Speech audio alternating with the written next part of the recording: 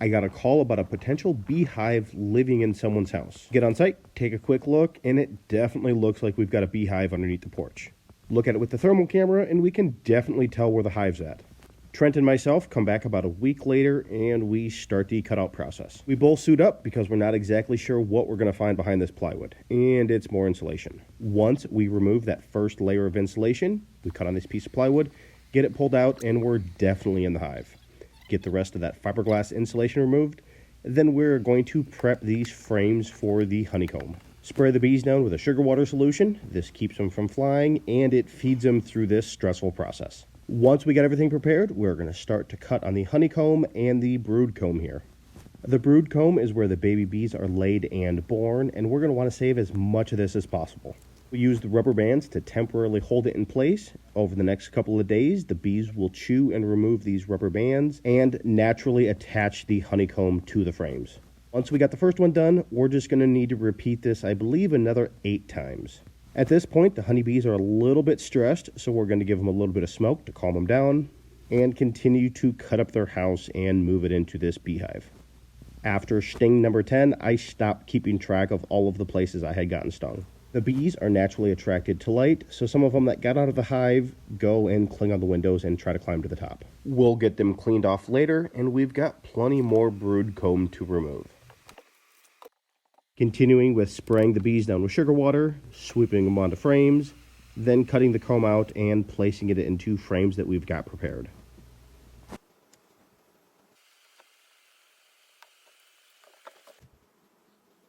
As you can see here, we have a beautiful section of brood comb. Rubber band into the new frame.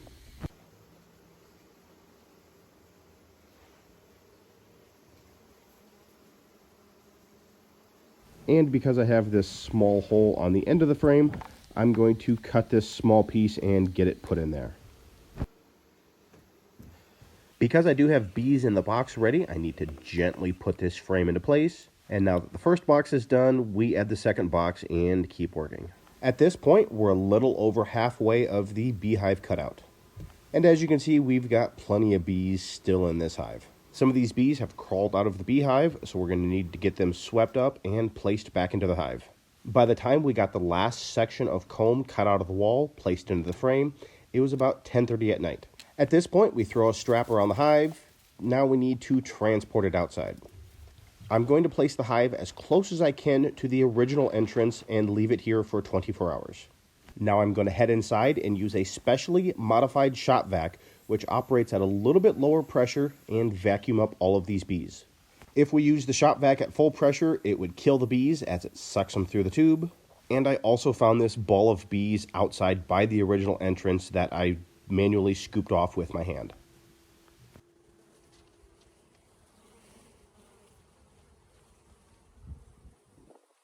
The next morning, I get back on site, and we've got a ton of bees still inside the house. Once again, break out the shop vac and get these bees sucked up.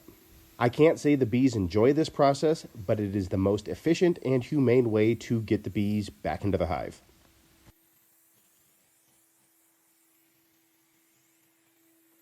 Once I have all of the bees removed from the inside of the house, we take the shop vac outside, spray them down with sugar water, then put them by the entrance. It'll take them a little bit to get the sugar water cleaned off of themselves, and they will eventually find their way back into the hive.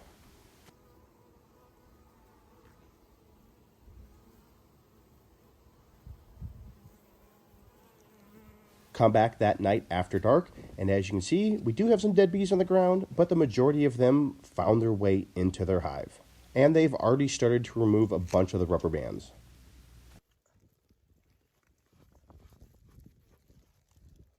I'll shove some paper towel in the hive entrance so that they don't escape while I transport them to their new house.